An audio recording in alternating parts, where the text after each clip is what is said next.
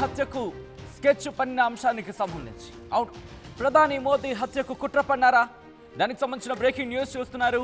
మోదీని చంపేస్తానంటూ ఓ మహిళ phone call చేశారు. ముంబై పోలీసులకు ఫోన్ చేసి బెదిరించింది ఓ మహిళ.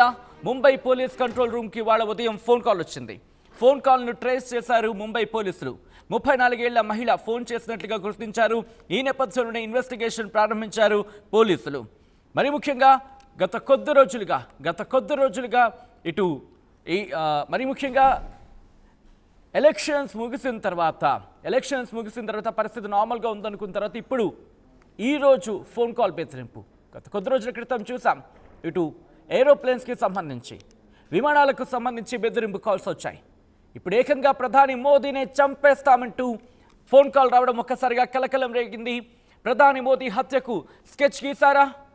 మోదీని చంపేందుకు ప్లాన్ చేశారా?